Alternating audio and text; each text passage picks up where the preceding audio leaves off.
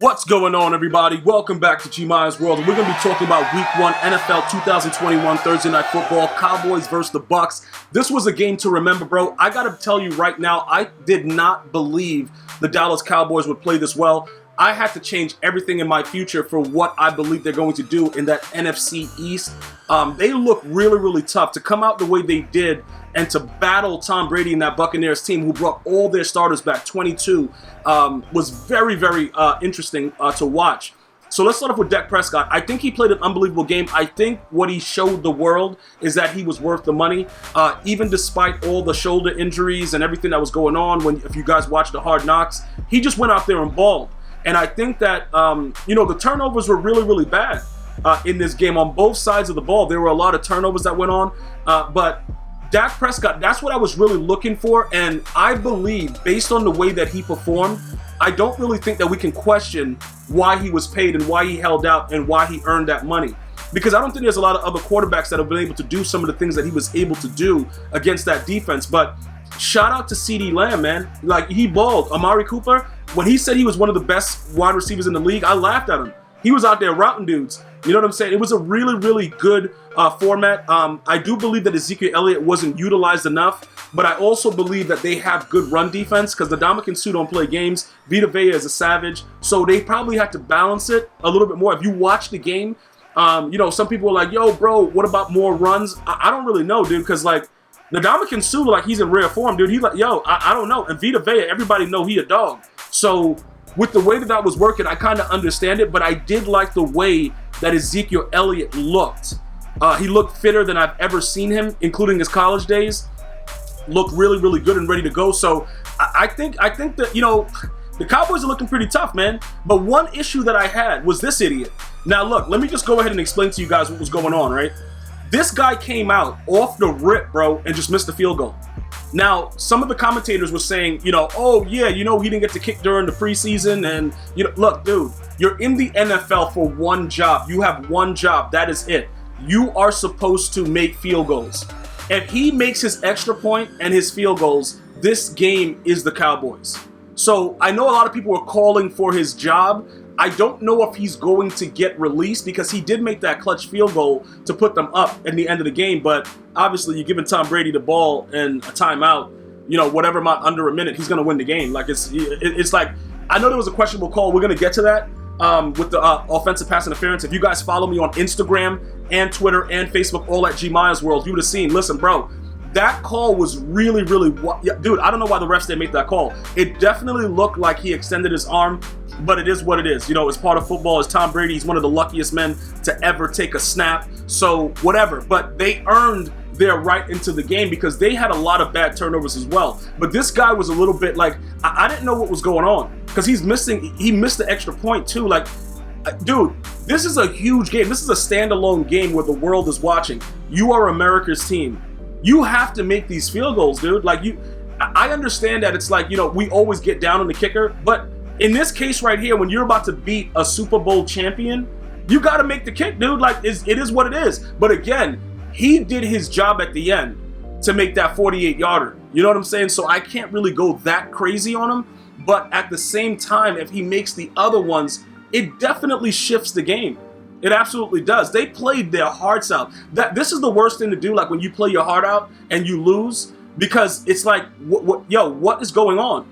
Because they put everything else out. Like, that wasn't the Cowboy team that I was used to. They played pretty tough. Now we go over to the Bucs side. Now, Tom Brady, he made some throws yesterday to Antonio Brown where I'm like, this dude right here, dog, like, he's just getting better.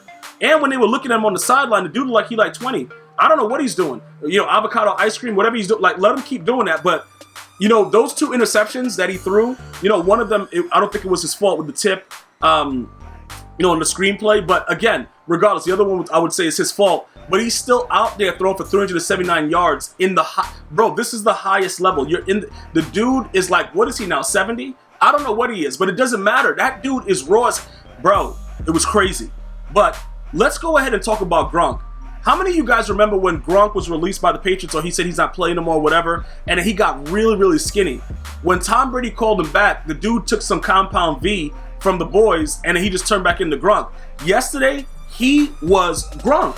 He was pretty much Gronk, like not the old-fashioned Gronk that's going to be like over a buck. and whatever, but 90 yards, 2 touchdowns on 8 targets, didn't drop a pass. That's Gronkowski. Godwin also dropped a pass that's not usually within his repertoire. I don't know what was going on with that. But Antonio Brown, bro, the dude was pretty much like he was just doing whatever he wanted, like he a young man too. And like I said, I never question Antonio Brown's talent.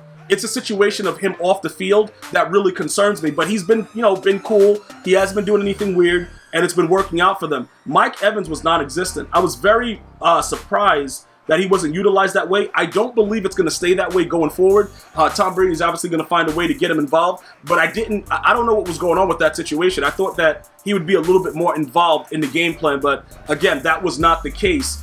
But at the end of the day, with the way everything was rocking, Ronald Jones with a fumble, like, dude, it was a lot of really stupid turnovers. So this game, like I said, if the Bucs don't turn the ball over and the Cowboys don't turn the ball over, the Bucs would win easily, in my opinion, because I think the Bucs turnovers, it really hurt them more than the Cowboys turnovers. And then obviously this guy was able to ice the game, and he's a real kicker. The Bucs have a real kicker, bro. See, that's the difference in the game right now. When you're playing, a high-level opponent, the difference in the game is probably going to be special teams. Like, if you watch the way that the NFL works, right now the last person with the ball is going to win the game. So if you get into that right field goal range and you drive the ball there, that's going to be the game. And I had no doubt in my mind when Tom Brady got the ball back with a timeout and under a minute, he's going to go down the field and get him in field goal range. The dude's been doing it his whole career. He's been doing it since 2001 when John Madden said, "Yo, he's not the guy." Like, bro, you should probably sit him down and whatever. So we know that that's coming. But the difference is Ryan Suckup, with a name like Suckup, though, like, you want him to miss just because his name is Suckup, but he sat right there and put it right through the uprights. Dead middle, bro. Like, yo, hold this real quick. Like, look, there's no, I'm not scared. There's no shivering. He just kicked that right through. That is ridiculous. Okay, that means that the Bucs are ready to go. When you win a game like this, it just bolsters your confidence. Because with everything that was going crazy, you could have easily lost this game. And this is why, like I said, I don't know if the Bucs repeat, but they have so many weapons offensively and defensively. I know, a couple corners got hurt last night, but they'll be fine. They're looking good. But one of the biggest things is the NFL is back, guys. And I'm very, very excited about it. I'm very, very excited to be back with you guys. Hopefully you guys are enjoying it. Like I said, guys, please go ahead. Follow me on social media, Twitter, Instagram, Facebook, all at GmiasWorld. Download the podcast. It's everywhere. You search GmiasWorld Podcast, iTunes, Android, iHeartRadio, Spotify, all that good stuff. I can't wait till these Sunday's games, bro. We're going to have a ball. Thank you guys so much for watching. Nothing but health and wellness to you and your fam. I'm going to see you guys and girls next time. Enjoy the day. One love, y'all.